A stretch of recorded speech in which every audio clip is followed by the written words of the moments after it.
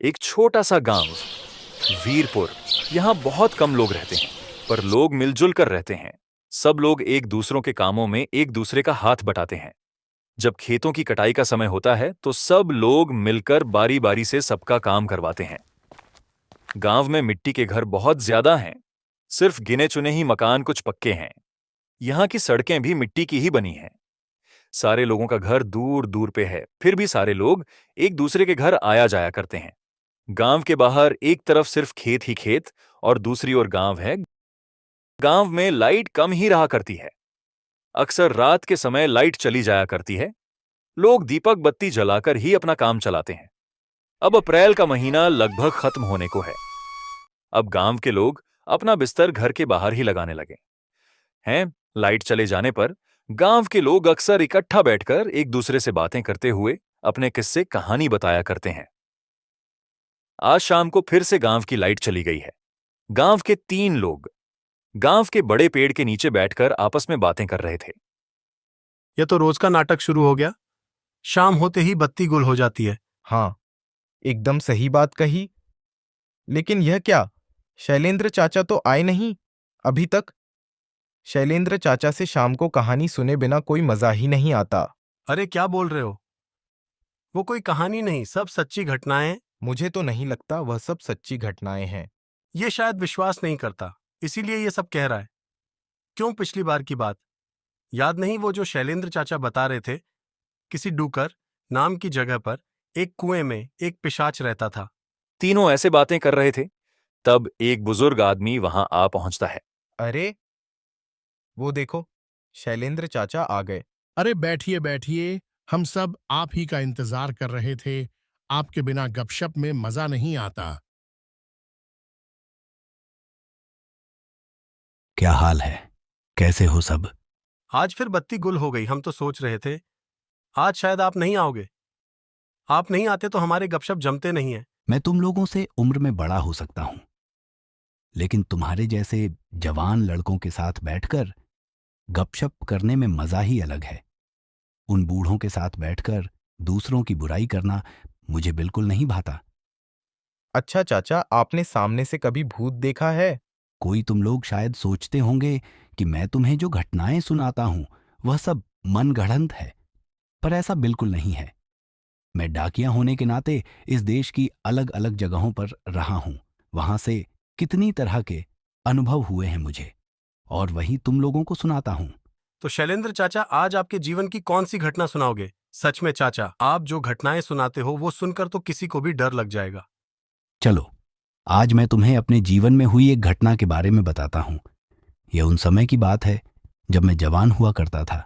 घनघोर बारिश का समय था। आखिरी शाम में अपने मित्र शास्त्री के घर पर घूमने को निकला था। रास्ते में जोरदार बारिश होने लगी। मुझे आशा नहीं थी कि इतनी जोरदार बारिश होने लगेगी। बारिश बहुत तेज थी। मेरे पैरों के नीचे की मिट्टी बहुत गीली हो चुकी थी। पैर आगे ही नहीं बढ़ पा रहे थे, मिट्टी में धंसे जा रहे थे।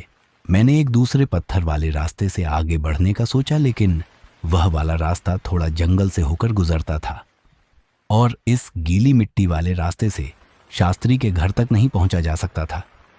तो मैंने पत्थर वाले रास्ते से ही चलना उचित समझा। मैंने आगे बढ़ना शुरू किया। बारिश लगने की वजह से अंधेरा छा गया था। रास्ते पर केवल बारिश की आवाज और चारों तरफ खामोशी छाई हुई थी। रास्ता बिल्कुल सुनसान हो गया था। कुछ कीटों की किटकिट की आवाजें आ रही थीं। वो रास्ते को और भयानक बना रही थी। पर यह तो गांव में अक्सर होता ही रहता है, इसमें कोई बड़ी बात नहीं। बारिश अब बहुत ज्यादा बढ़ चुकी थी। मैंने कई जगह देखकर रुकने का फैसला किया। सामने मुझे एक पुराने घास की झोपड़ी दिखी।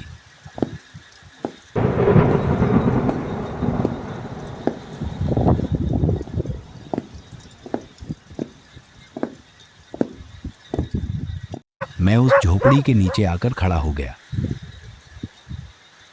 बारिश बहुत तेज हो चुकी थी। बादल बहुत जोरों से गरज रहे थे। अचानक कहीं से एक और आदमी बारिश में भीगते हुए इस झोपड़ी के पास आ गया।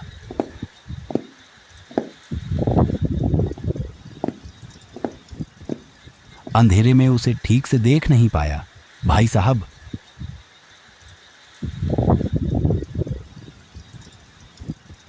आप तो पूरी तरह भीग गए हैं। अरे बोलिए मत, इस बारिश में तो निकलना ही ठीक नहीं रहा। बुरा हाल हो गया है मेरा। तो मेरा घर पास के गांव में है। शहर गया था कुछ काम से, वहीं से लौट रहा हूँ। ओह, अच्छा, मैं सोच रहा था यहाँ घनघोर बारिश में अकेले इस टूटी झोपड़ी में खड़ा रहना पड़ेगा। अंधेरे में खड़े होकर हम दोनों तरह तरह की बातें कर रहे थे।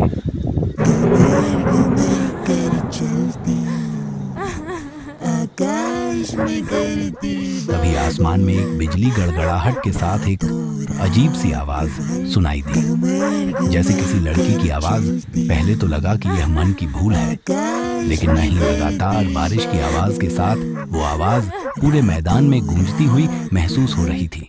कोई आवाज सुनी आपने? क्या आपने भी सुना? मुझे लगा कि यह मेरे मन का वहम है। नहीं, यह वहम नहीं है। अच्छे से सुनिए। जैसे कोई लड़की हो, कोई लड़की शायद खेलते हुए इधर आ गई होगी। बारिश के कारण लौट नहीं पा रही है। हम दोनों ने कुछ समय तक हवा में कान लगाकर सुना। इस दौरान लड़की की आवाज काफी स्पष्ट हो गई थी, बारिश की बूंद की आवाज को पार करते हुए। अब मैं भी साफ साफ सुन पा रहा था। आवाज धीरे धीरे पास आ रही थी। वो आदमी थोड़ा बेचैन हो गया। हाँ, बिल्कुल जैसे कुछ कह रही है। क्या कह रही है बताइए? एक बार जाके देखते हैं, शायद खतरे में है। हो सकता है अगर कोई संकट में पड़े तो इस तरह से कोई कविता नहीं पढ़ता। मुझे तो यह मामला ठीक नहीं लग रहा। ऐसे सिहर पैदा करने वाली आवाज में कोई कविता नहीं पढ़ता। अरे चलिए ना, चल के देखते हैं। लड़की शायद बांस के झाड़ में अटक गई है। बारिश भी तो कम हो चुकी है। मगर इस अंधेरे में कोई खतरा हो गया। अरे क्या होगा, जाकर ही देखते हैं ना। उस टूटी फूटी झोपड़ी के सामने ही घना बांस का जंगल लगा हुआ था। पास के जंगल के भीतर अंधकार एक तरह से दबा हुआ था। मुझे कहना नहीं चाहिए, मुझे बिल्कुल भी सिरहन महसूस नहीं हुई। ध्यान देकर मैंने धीरे धीरे कदम बढ़ाना शुरू किया। बारिश की बूंदें तेज धार वाले चाकू की तरह लग रही थीं। पास के जंगल के गहरे अंधकार में आंखें ज्यादा दूर तक देख नहीं पा रही थीं। देखिए, उधर से आ रही है।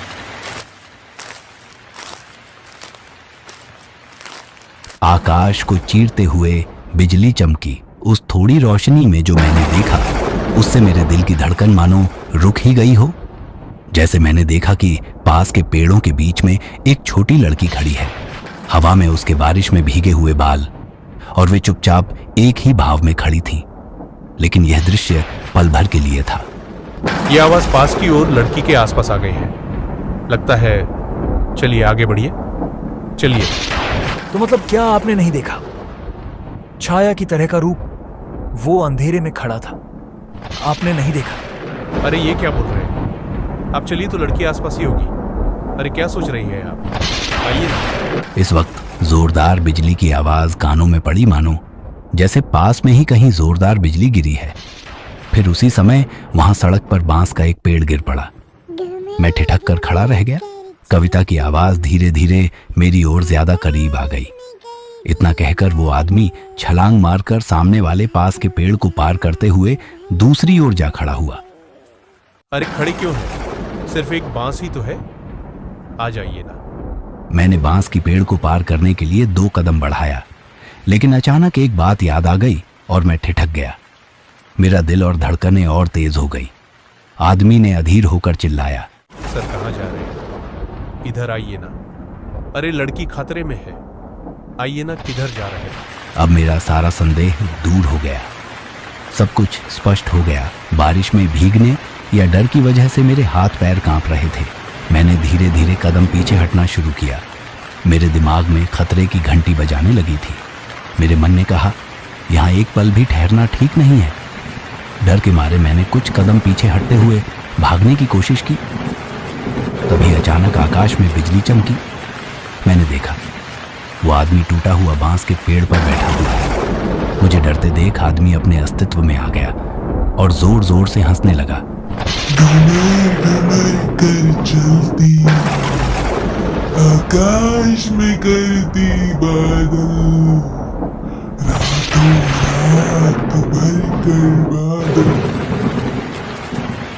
तुम शायद विश्वास नहीं करोगे, लेकिन यह मैंने अपनी आंखों से देखा और अपने कानों से सुना। उस भयानक हंसी के धक्के से मैं कांप रहा था और उसकी आवाज से वही गुनगुनाने की आवाज आ रही थी। अजीब तरीके से वही पुरानी कविता गा रहा था। उसके बाद मैं वहां खड़े रहने का साहस नहीं कर पाया। बारिश में भीगते हुए मैं वहां से भाग गया। अगर उस रात को मैं थोड़ा और देर करता तो मैं आज यहां बैठकर तो तुम्हें यह कहानी सुनाता नहीं।